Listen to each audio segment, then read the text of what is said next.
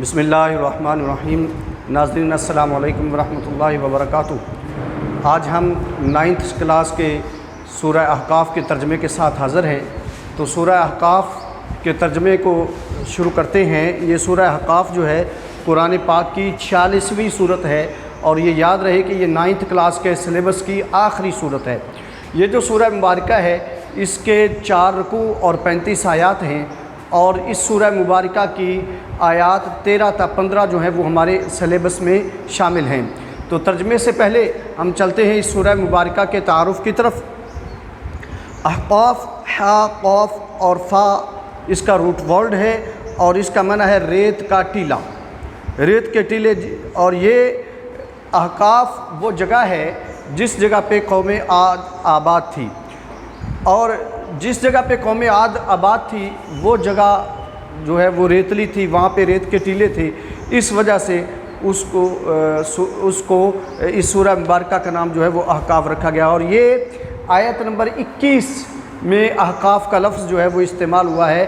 احقاف کا لفظ سورہ آیت نمبر 21 میں آیا ہے، اور قوم عاد کا ذکر وہاں پہ ہے۔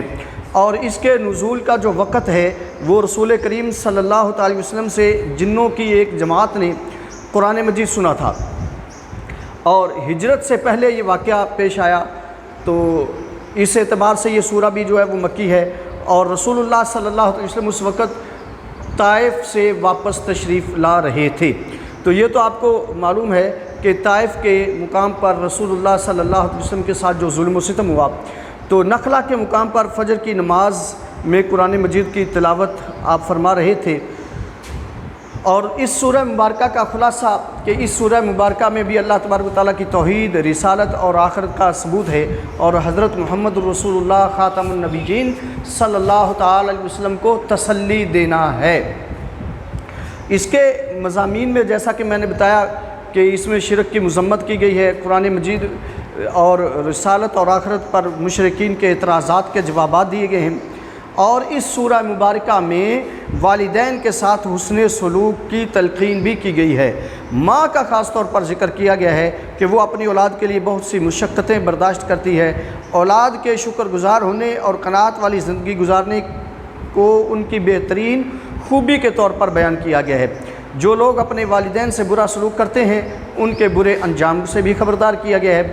اللہ تعالیٰ نے قرآن مجید میں اپنی عبادت کے بعد والدین سے حسن سلوک کو سب سے اہم قرار دیا، گویا کہ حقوق العباد میں سب سے اولین حق والدین کا ہے، سب سے پہلا حق والدین کا ہے۔ تاریخ سے برے کردار کی مثال کے طور پر قوم عاد کا ذکر کیا گیا ہے۔ یہ قوم جزیرہ عرب کے جنوبی علاقے عمان کے قریب رہتی تھی۔ انہیں اپنی جسمانی طاقت پر بڑا ناز تھا، غرور تھا۔ حضرت ہود علیہ السلام نے اس قوم کو اللہ تبارک و تعالیٰ کا فرما بردار بننے کی دعوت دی، لیکن انہوں نے انکار کیا۔ پھر یہ قوم اپنی جسمانی طاقت اور غرور کے ساتھ ہلاکت کا شکار ہو گئی۔ سورۃ الاحقاف کے آخر میں جنات کا رسول کریم خاتم النبیین صلی اللہ تعالی علیہ وسلم سے قرآن مجید سن کر ایمان لانے کا واقعہ ہے، اور آخرت کا تذکرہ کیا گیا ہے۔ یہ سورہ مبارکہ چونکہ سفر طائف کے بعد نازل ہوئی تھی، اس لیے اس میں حضرت محمد الرسول اللہ خاتم النبیین صلی اللہ تعالی علیہ وسلم کو خصوصی تسلی سے نوازا گیا ہے، اور آپ صلی اللہ علیہ وسلم کو ثابت قدم رہنے کا حکم دیا گیا ہے۔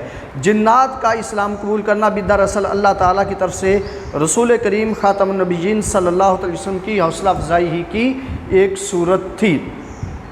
تو ناظرین، اس سورہ مبارکہ کے جو علمی و عملی نکات ہیں ان میں سے کچھ جو ہیں وہ یہ اس طرح سے ہیں کہ اللہ تعالیٰ کے سوا جن معبودوں کی عبادت کی جاتی ہے وہ نہ تو پکار کو سن سکتے ہیں، اور نہ ہی قیامت تک ان کی پکار کا کوئی جواب دیا جا سکتا ہے۔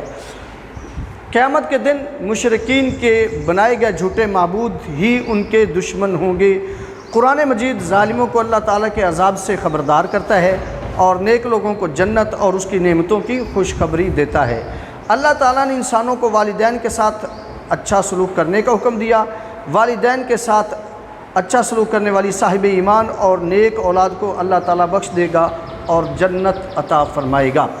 اللہ تعالیٰ نے آخرت میں کافروں کی نیکیاں قبول نہیں فرمائے گا، ان کی نیکیوں کا بدلہ انہیں دنیا ہی میں مل جاتا ہے دولت وغیرہ کی صورت میں۔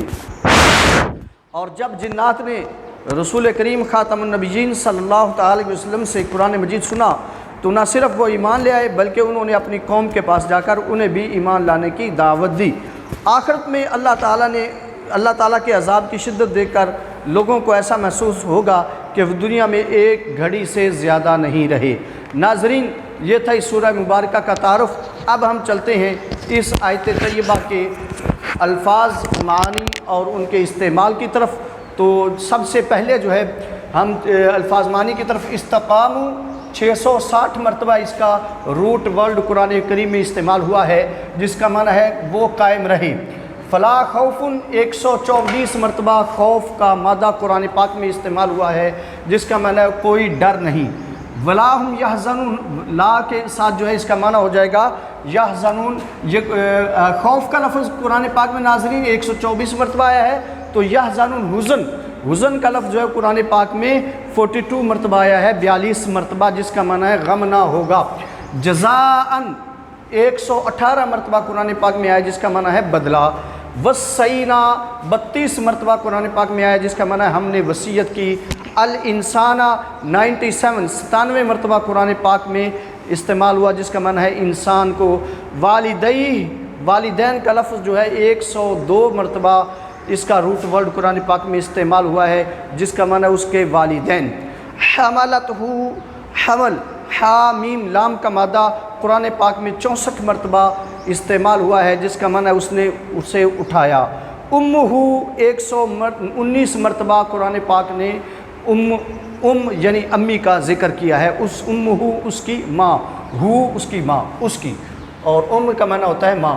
کرہن 41 دفعہ قاف را ہا کا مادہ قرآن پاک میں استعمال ہوا ہے، جس کا معنی ہے تکلیف۔ وضعتہ وضع کرنا، واو ضاد عین 6 مرتبہ یہ روٹ ورڈ قرآن پاک میں استعمال ہوا ہے، 26 مرتبہ، جس کا معنی ہے اس نے جنا۔ حملہ پہلے بتا چکا ہوں 64 مرتبہ قرآن پاک میں آیا اس کا حمل۔ فصال فصل، اس کا دودھ چھڑانا۔ سلاسونہ فصل کا لفظ جو ہے یہ روٹ ورڈ کے ساتھ 43 مرتبہ 43 مرتبہ استعمال ہو چکا ہے۔ سلاسونہ 32 مرتبہ قرآن پاک میں استعمال ہو چکا ہے، اور شہرن 21 مرتبہ قرآن پاک میں استعمال ہو چکا ہے۔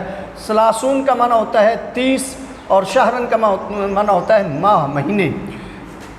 بلاغا وہ پہنچا 77 مرتبہ 77 مرتبہ قرآن پاک میں استعمال ہوا ہے۔ اشدہ وہ اپنی جوانی کو بلاغا پہنچا، اور 102 مرتبہ شدت کا لفظ قرآن پاک میں استعمال ہوا ہے، جس کا معنی ہے جوانی یا شدت و سختی۔ تو چونکہ جوانی بھی جو ہے وہ ایک سختی کا زمانہ ہوتا ہے انسان کی جسم کے اندر، تو اس وجہ سے جو ہے اس کو اشد یعنی شدید جوانی کہتے ہیں۔ 22 مرتبہ قرآن پاک میں آیا، جس کا معنی ہے 40۔ یہ دونوں گنتی کے لفظ ہیں، سلاسون اور 40۔ سلاسون 3، 40 4، ثلث تہائی، اور سلاسن 3، اور 40 40، اور 40 4۔ اوزعنی وضع ووزعین کا مادہ جو ہے وہ 5 مرتبہ قرآن پاک میں استعمال ہوا، جس کا معنی ہے مجھے توفیق دے۔ اشکرہ میں شکر گزار بنوں، شکر ادا کروں، 75 مرتبہ 75 مرتبہ قرآن پاک میں استعمال ہوا ہے۔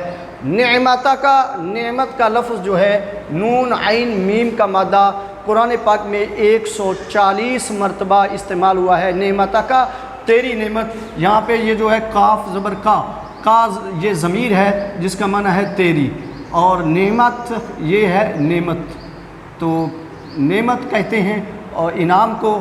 نعمت کا تیرا انعام یا تیری نعمت، تو کاف زبر کا جو اس کے اندر ضمیر شامل ہے۔ اعملا میں کام کروں، یہ عمل کا مادہ جو ہے 360 مرتبہ قرآن پاک میں آیا ہے۔ صالحاً 80 مرتبہ 180 مرتبہ قرآن پاک میں آیا، جس کا معنی ہے نیک، 180 بار نیکوں کا ذکر ہے۔ ترضا تو راضی ہو، رضا ضاد الف، یہ مادہ جو ہے قرآن پاک میں 73 مرتبہ استعمال ہوا ہے، جس کا معنی ہے تو راضی ہوا۔ ذریتی میری اولاد 38 مرتبہ قرآن پاک میں آیا ہے، تب تو میں نے توبہ کی 87 مرتبہ قرآن پاک میں ہے، اور المسلمین مسلمان 140 مرتبہ سین لام میم کا مادہ قرآن پاک میں آیا ہے۔ تو ناظرین یہ تھا ہمارے الفاظ معنی کا سیشن۔ اب ہم آگے چلتے ہیں ان کے اردو استعمال کی طرف۔ استقام، یہ لفظ جو ہے استقامت، مستقیم، یہ اردو میں استعمال ہوتا ہے استقامت مستقیم کے لفظ کے ساتھ۔ خوف کا لفظ ہم اردو میں استعمال کرتے ہیں۔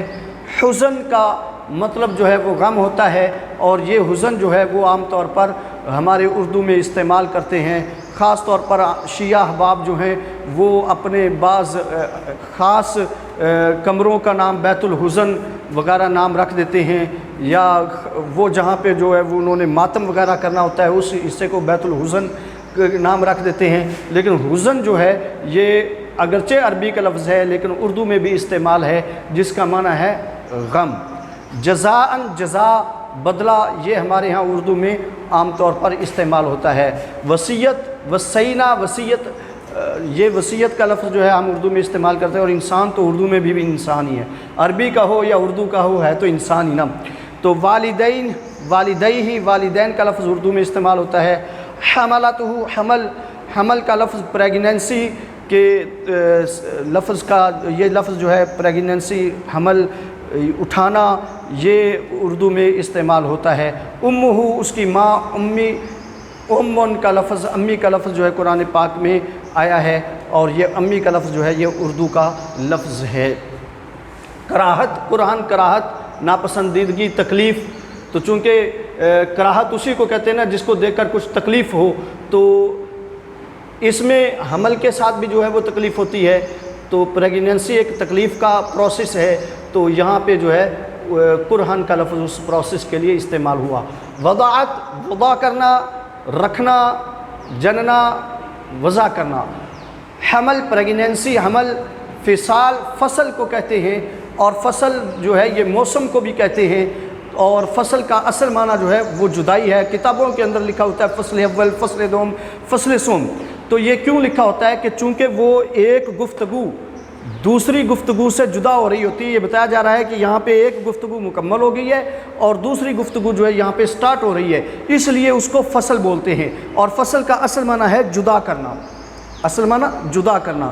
تو یہاں پہ فصل جو ہے چھڑانے کے لفظ کے یعنی جدا کرنا یا چھڑانا، یہ لفظ جو ہے چونکہ فصل کو بھی اس لیے فصل کہتے ہیں نا کہ وہ فصل جو اگائی جاتی ہے اور پھر جو ہے اس کو جب کاٹا جاتا ہے تو کاٹنے کے بعد جو ہے اس کو زمین سے جدا کیا جاتا ہے، تو اس وجہ سے اس کو فصل بھی کہتے ہیں۔ اور موسم کو بھی فصل کہتے ہیں، اس وجہ سے بولتے ہیں کہ چونکہ موسم جو ہے وہ گرمی اور سردی کے اندر جو ہے وہ جدائی ہو رہی ہوتی ہے، گرمی اور سردی ہم سے جدا ہو رہی ہوتے ہیں، موسم ہم سے جدا ہو رہے ہوتے ہیں، تو اس لیے اس کو فصل کے جدائی کو کہتے ہیں۔ شہرن، شہر رمضان، رمضان کا مہینہ، شہر مہینے کا لفظ جو ہے یہ عام طور پر ہمارے یہاں اردو میں استعمال ہوتا ہے۔ بلغ، بلوغ، تبلیغ، یہ عام طور پر جو ہے وہ بچہ بالغ ہو گیا، یہ لفظ اردو میں استعمال ہوتا ہے۔ اشدہ، شدت، شدید، یہ لفظ اردو میں استعمال ہوتے ہیں۔ 40 کا لفظ جو ہے یہ بھی اردو میں استعمال ہوتا ہے، جبکہ یہ جو 30 کا لفظ ہے ناظرین یہ بھی ہم اردو میں استعمال کرتے ہیں، ثلث، تہائی، تیسرا حصہ۔ اور اشکرہ، شکر، یہ لفظ قرآن پاک میں استعمال ہوا ہے، اردو کا اردو میں استعمال ہوتا ہے۔ شکر اردو میں بھی شکر ہی ہے، عربی میں بھی شکر ہے۔ اور نعمت، نعمت اردو کا لفظ ہے۔ عمل، عمل کرنا، یہ عمل بھی جو ہے وہ اردو کا لفظ ہے۔ صالح بھی اردو کا عمل ہے۔ راضی ہو جانا، رضا، راضی ہو جانا، یہ اردو کا لفظ ہے۔ ذریت، ذریت آدم، آدم علیہ السلام کی اولاد، تو یہ بھی اردو کا لفظ ہے۔ تبتو، میں نے توبہ کی، توبہ جو ہے اردو کا لفظ ہے تبتو۔ اور مسلمین، مسلمان اردو کا لفظ ہے۔ تو ناظرین یہ تھا ہمارا سیشن جس میں ہم الفاظ معنی کی وضاحت کرتے ہیں۔ تو اب چلتے ہیں ہم ان آیات مقدسات کی ٹرانسلیشن یعنی ترجمے کی طرف۔ بسم اللہ الرحمن الرحیم۔ ان الذین قالوا ربنا اللہ، بے شک وہ لوگ جنہوں نے کہا کہ ہمارا رب اللہ ہے، ثم استقاموا، پھر وہ اس بات پر قائم رہ گئے، فلا خوف علیہم ولا هم یحزنون، ان پر نہ تو کوئی خوف ہے اور نہ ہی وہ غمناک ہوں گے۔ اولئک اصحاب الجنۃ خالدین فیہا، یہی جنتی لوگ ہیں جس میں وہ ہمیشہ رہیں گے۔ جزاء بما کانوا یعملون، یہ بدلہ ہے ان کے اعمال کا۔ ووصینا الانسان بوالدیہ، اور ہم نے انسان کو وصیت فرمائی اس کے والدین کے ساتھ احسان کرنے کی۔ حملتہ امہ کرہن، اس کی امی نے اس کو اٹھایا، پیٹ میں اٹھائے رکھا تکلیف کے ساتھ۔ ووضعتہ کرہن، اور اس کو تکلیف کے ساتھ ہی جنم دیا۔ وحملہ وفصالہ 30 شہرا، اس کا حمل اٹھانا اور اس کو جو ہے وہ دودھ چھڑانا، اس کی مدت 30 ماہ ہے، یعنی جننے، حمل میں رہنے اور پھر جو ہے دودھ چھڑانے تک جو ہے یہ 30 ماہ کا عرصہ ہے۔ حتیٰ اذا بلغ اشدہ، یہاں تک کہ وہ اپنی جوانی کو پہنچ جائے۔ وبلغ 40 سنہ، اور 40 سال تک جو ہے وہ عمر کو پہنچا۔ تو قال، اس نے کہا رب اوزعنی، اے میرے رب مجھ کو توفیق عطا فرما، ان اشکر نعمتک التی انعمت علیہ، کہ میں شکر ادا کروں تیری ان نعمتوں کا جو تم نے مجھ پر نعمتیں کی ہیں۔ وعلی والدیہ، اور جو تو نے انعامات میرے والدین پر کیے ہیں۔